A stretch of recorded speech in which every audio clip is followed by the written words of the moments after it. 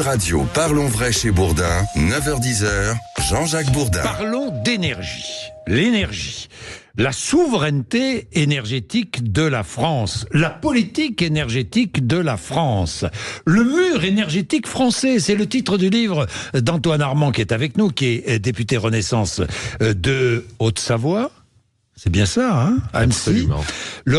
Et c'est vous qui avez conduit cette commission d'enquête parlementaire sur l'énergie, le rapport accablant sur 30 ans d'erreurs politiques en matière d'énergie. Alors, on va en parler avec vous et on va en parler avec notre deuxième invité. Je suis très heureux de vous recevoir tous les deux, de recevoir Nicolas Goldberg, qui est consultant spécialiste de l'énergie à Columbus Consulting.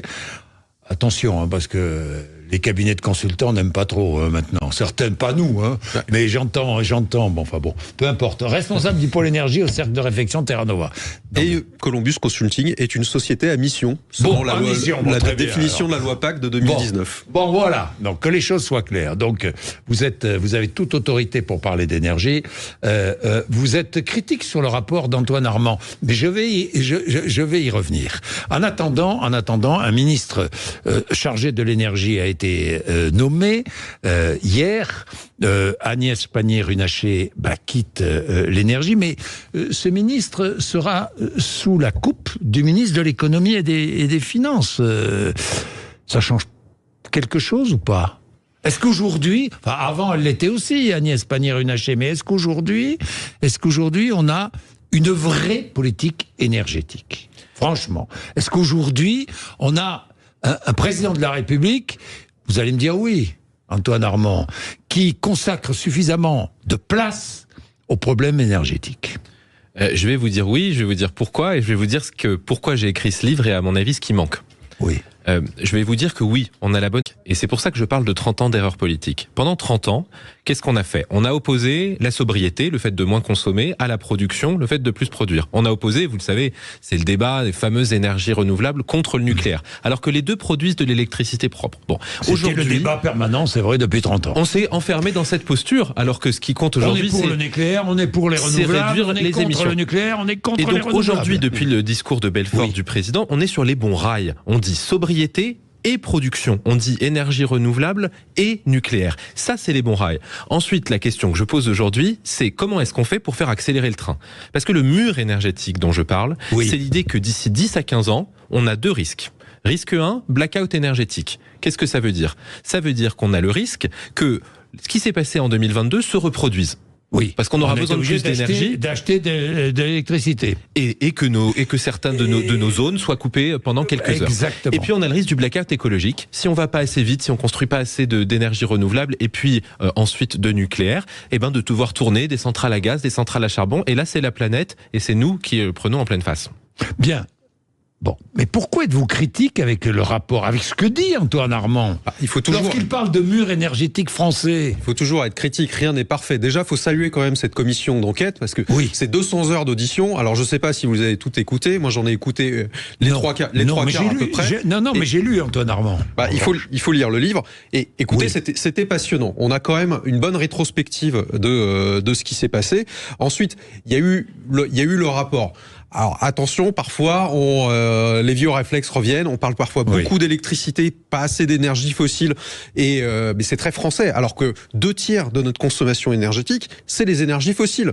Donc on a quand même passé 30 ans... Nous restons terriblement dépendants à l'énergie fossile. Et c'est ça la crise énergétique. Il n'y a personne qui vous dit qu'il y a trop d'énergie renouvelable et que c'est ça qui a causé la crise énergétique. Donc moi, là où j'ai quand même quelques critiques à adresser, c'est attention, le nucléaire a toute sa place, mais pas toute la place, et qu'il faut penser à cette partie du mix énergétique qu'on n'adresse pas, qui est les énergies fossiles. Et ça, comment est-ce qu'on s'en sortira ? Effectivement, avec de la sobriété, de l'efficacité, avec de l'électrification. Il va falloir faire progresser l'électricité dans notre économie. Mais attention, on ne pourra pas tout électrifier. Donc il faut traiter aussi le reste, parler des biogaz, parler des biocarburants et autres. Il y a une chose que j'ai beaucoup aimé dans le livre d'Antoine Armand, c'est quand vous listez les 6 erreurs majeures qui ont été commises. J'ai trouvé ça très, très intéressant. Alors, je vais les énoncer. Ces 6 erreurs majeures. Sous-estimation de nos besoins en électricité.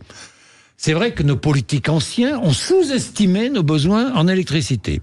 On a longtemps, et vous l'avez dit, opposé le nucléaire et les renouvelables. Et on continue encore à opposer nucléaire et renouvelable. Toujours des débats. Encore des débats pour opposer. Notre parc nucléaire, qui n'a pas été prolongé, qui n'a pas été entretenu suffisamment, qui n'a pas été renouvelé. Qui n'a pas été renouvelé. Non, on peut pas dire qu'il n'a pas été entretenu suffisamment. Non, ça je peux pas laisser dire ça. Il a été entretenu.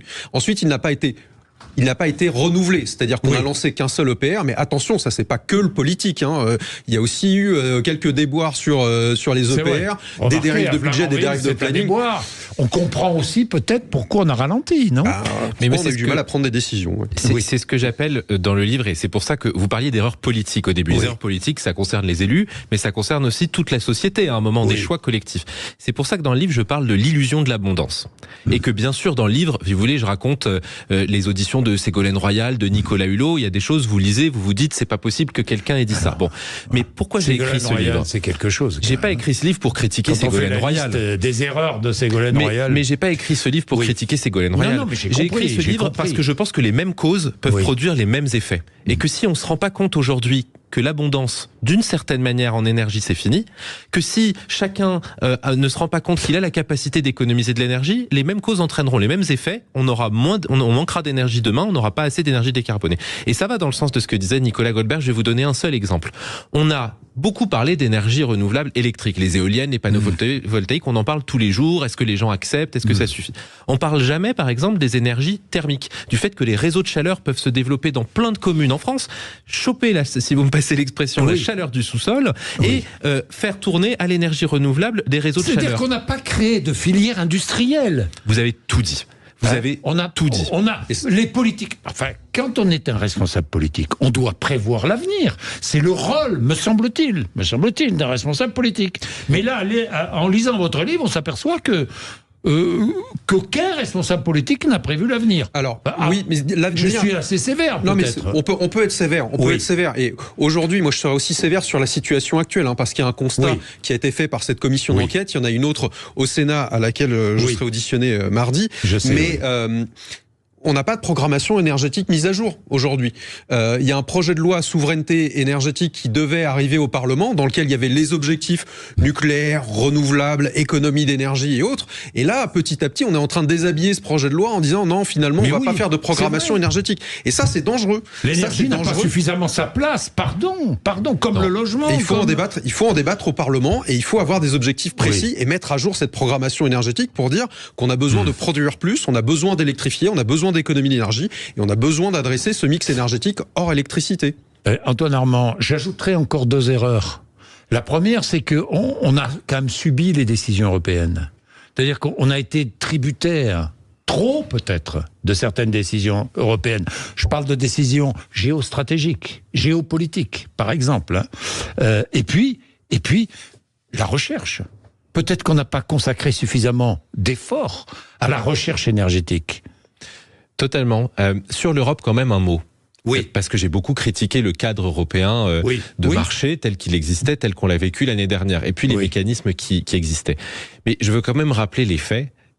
D'abord, tout ce qu'on décide au niveau européen, c'est acté par la France. Oui. Et deuxièmement, il y a énormément des mécanismes de marché qu'on a subis et qu'on subit encore, qui ont été des mécanismes votés par les parlementaires français en 2008, en 2009, en 2010. Donc, si vous voulez... On a subi les accords gaziers passés entre l'Allemagne et la Russie. Non, on a subi un temps. On a subi... Je vais vous dire quelque chose. Si aujourd'hui, en France, on avait un parc nucléaire qui produisait autant qu'au début des années 2000, et qu'on avait construit les énergies renouvelables qu'on devait construire selon les objectifs, non pas que l'Europe, mais que nous étions fixés, on n'aurait pas de problème de prix et on n'aurait pas de problème d'énergie. Et ça, c'est quand même très important de le dire, parce que l'Europe, elle a bon dos. Elle a bon dos quand il s'agit de se disculper de nos propres problèmes. Je vais vous dire quelque chose. Entre 2000 et 2022, la France a retiré plus de nucléaire dans son système électrique que l'Allemagne. Pas parce qu'on a fermé des réacteurs, mais parce qu'on a eu un problème de production sur le parc. On a eu un défaut générique. Et à ce moment-là, on était bien content d'avoir les énergies renouvelables, parce que les énergies renouvelables ont un système de régulation qui font qu'elles vendent à prix fixe. Donc quand les marchés s'envolent, les énergies renouvelables vendent sur le marché, mais c'est un prix fixe. Et donc c'est l'État qui récupère l'argent. Et c'est comme ça qu'on a alimenté les boucliers tarifaires. Alors, ce qu'il faut savoir... Qu'est-ce que vous voulez dire, Antoine Armand ? Je voulais rebondir parce que vous parliez de politique tout à l'heure, et en fait... et souvent on lit pas les deux. Vous parliez de recherche et de politique. Oui. Qu'est-ce que ça veut dire investir dans la recherche nucléaire de 4e génération, dans le stockage de l'énergie pour les énergies renouvelables? Moi, je pense que ça a un sens politique. Ça veut dire avoir confiance dans l'avenir de son pays.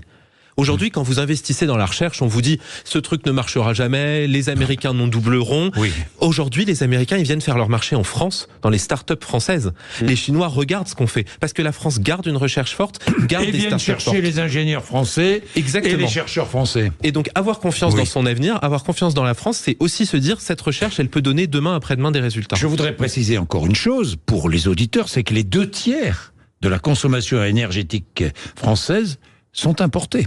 Sont importés et sont fossiles. Et c'est bien ça le grand problème. C'est qu'on a une électricité. Avec 5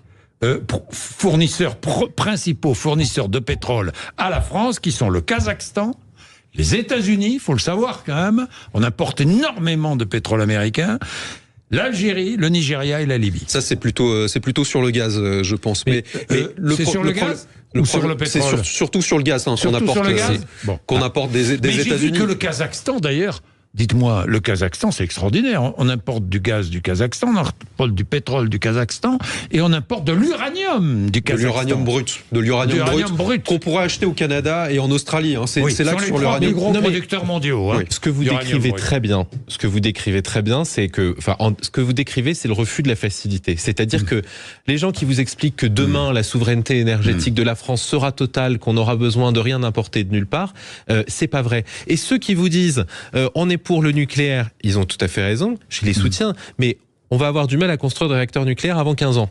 Ouais. Et donc, si demain vous voulez réduire votre consommation de gaz russe au hasard, ou de charbon allemand au hasard, la meilleure façon, c'est d'installer dès demain des énergies renouvelables sur notre sol. Ça, c'est concret, c'est pragmatique et c'est souverain. Et ça passe par des filières industrielles. C'est entendu. Ça passe par une filière. Oui. Le problème, c'est qu'il faut construire une filière, il faut créer une filière industrielle. Elle est déjà en route, mais peut-être pas suffisamment. Mais sur l'éolien offshore, on commence à avoir quelque chose. On a démarré un peu après les autres, et on commence à construire quelque chose. Vous avez vu, mais tout est contesté. Le nucléaire aussi est contesté. Tout est contesté parce que 2/3 de notre système énergétique est invisible, parce qu'il est importé. Donc forcément, vous commencez à le contester quand certains jouent à la géopolitique et à vous faire payer plus cher. Mais sinon, vous le contestez pas. Et là, le problème, c'est que la transition énergétique, on veut bien se chauffer, on veut bien, mais surtout pas avoir le moindre inconvénient près de chez soi. Mais voilà, et en fait, la transition énergétique, on veut construire des prisons, mais jamais près de chez soi. Et la souveraineté énergétique, la sécurisation de nos approvisionnements, ça va passer par rendre une partie de notre système énergétique qui aujourd'hui est invisible, visible.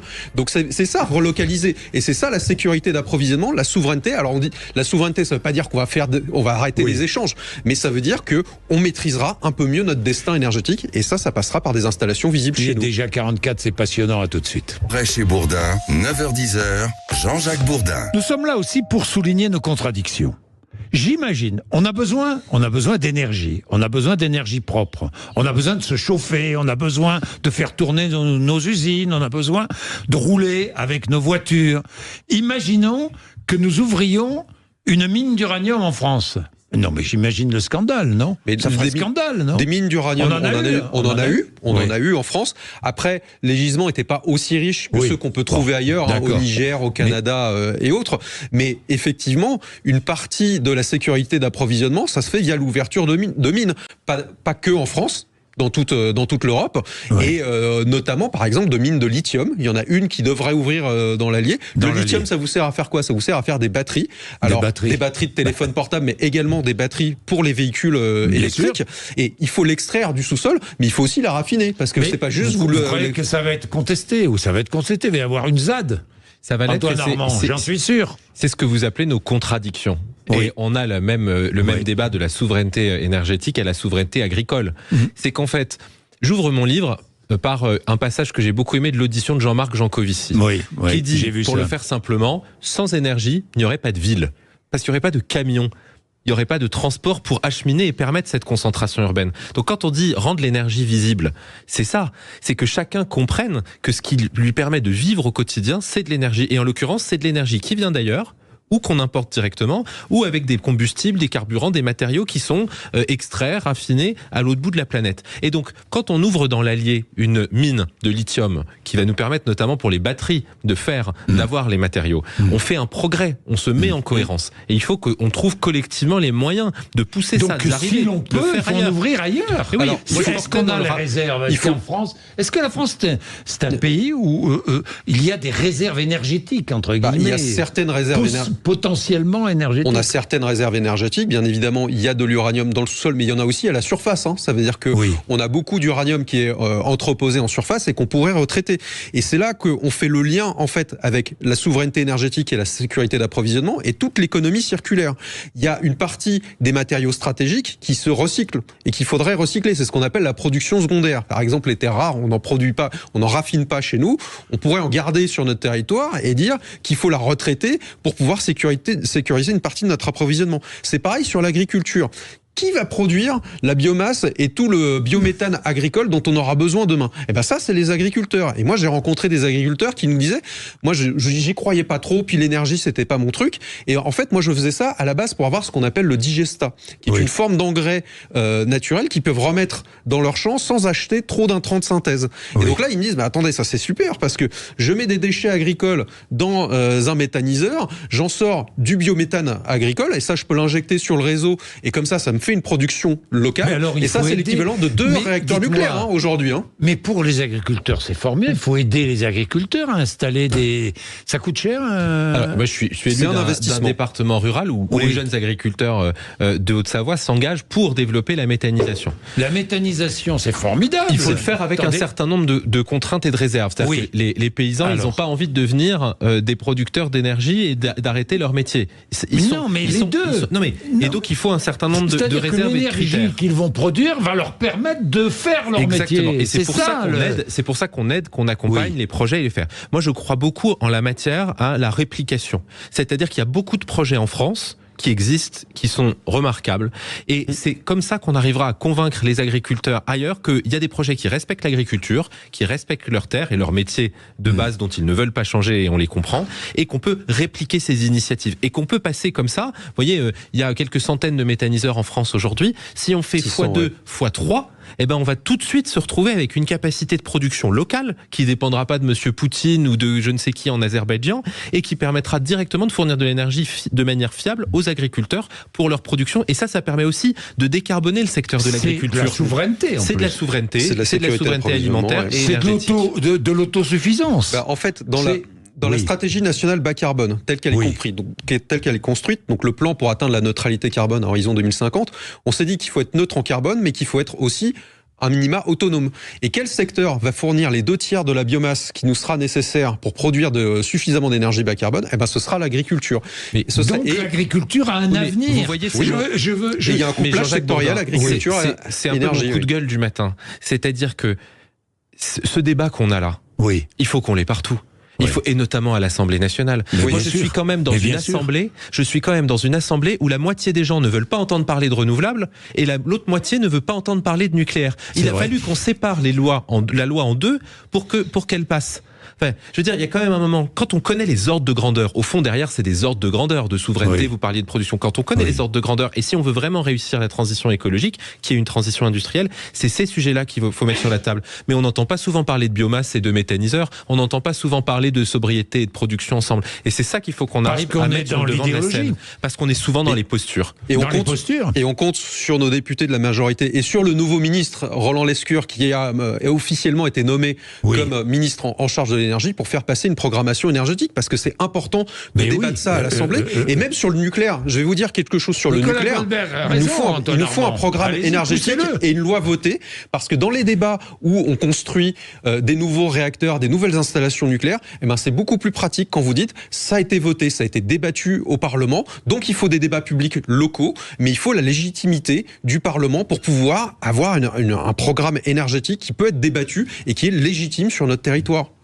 C'est pas le parlementaire que je suis qui va vous dire le contraire, et je pense que c'est ça qui permet d'ancrer dans la vision de long terme. Après là, l'énergie revient à l'industrie. C'était une de mes propositions, une de mes toutes premières propositions du rapport. Donc j'en suis satisfait parce que je pense que c'est une transition industrielle, et qui est un peu de temps qui soit pris. C'est pas illogique quand vous êtes une nouvelle personnalité dans un nouveau ministère qui récupère un sujet. En revanche, je pense qu'on va avoir besoin de cette loi. Je pense qu'on va en avoir besoin, et aussi pour ce qu'on se disait juste avant, parce qu'il y a un moment, ce sera aussi un test de cohérence de la représentation nationale. Que les députés, les sénateurs puissent se prononcer et dire si vous êtes cohérent, alors vous devrez dépasser vos postures. Et moi, j'en profite pour dire Total a 100 ans. Vous savez que la Total compagnie française des pétroles. Oui, cette année.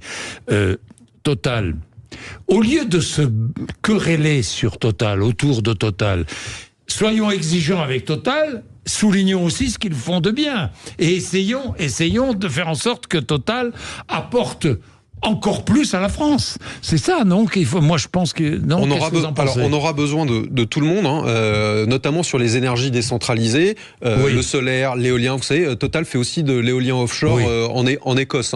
Donc, ils ont peut-être des choses à faire en France aussi. Oui, évidemment. Il va falloir beaucoup investir là-dessus. Il y a 2 ans, moi, je me rappelle de Monsieur Pouyanné qui intervenait au Congrès du gaz, qui nous disait qu'il n'y croyait pas au gaz vert, au biométhane. Et maintenant, Total investit massivement dessus. On compte sur Total pour que les 20 milliards de bénéfices qu'ils ont fait cette année soient majoritairement réinvestis dans des énergies il ne s'agit pas de se quereller sur les 20 milliards qu'ils font, il s'agit de dire à Total, utilisez vos 20 milliards pour investir. C'est autrement, me semble-t-il, qu'il faut conduire le discours, non, Antoine Absolument. Et on a reçu, et je le raconte dans le livre, on a reçu Patrick Pouyanné à la commission d'enquête, et on a parlé de beaucoup de sujets. Moi, j'insiste, en plus de ce que vient de dire Nicolas Goldberg, que je partage, sur un sujet qui est la sécurité d'approvisionnement. Qu'est-ce qui s'est passé l'hiver dernier, quand on a voulu se couper de l'approvisionnement du gaz russe et qu'on est passé au gaz américain? On s'est rendu compte qu'on avait un problème d'infrastructure. On n'avait pas assez d'infrastructure pour stocker le gaz, pour le distribuer d'ailleurs au niveau européen, parce que on sortait de cette logique de fossiles. Et c'est une très bonne chose, mais c'est cet équilibre à trouver entre sécurité d'approvisionnement et transition écologique. Parce que si vous dites aux gens, dans 5 ans, il y a un blackout et on manque de gaz et de pétrole, et les hôpitaux vont être coupés pendant 5 heures parce qu'on n'a pas prévu la sécurité d'approvisionnement, parce qu'on était un peu optimiste sur l'écologie, je ne pense pas que ce sera très accepté. Merci à tous les deux, c'était passionnant. Vraiment passionnant. Merci à tous les deux. Je rappelle le titre de votre livre, Antoine Armand, Le mur énergétique français à lire. Le rapport accablant sur 30 ans d'erreurs politiques chez Stock. Il est 9h56. Merci. Tout de suite, après les infos Sud Radio Média, Valérie Expert, Gilles Gansman reçoivent Christophe de Chavannes pour son livre Sans transition.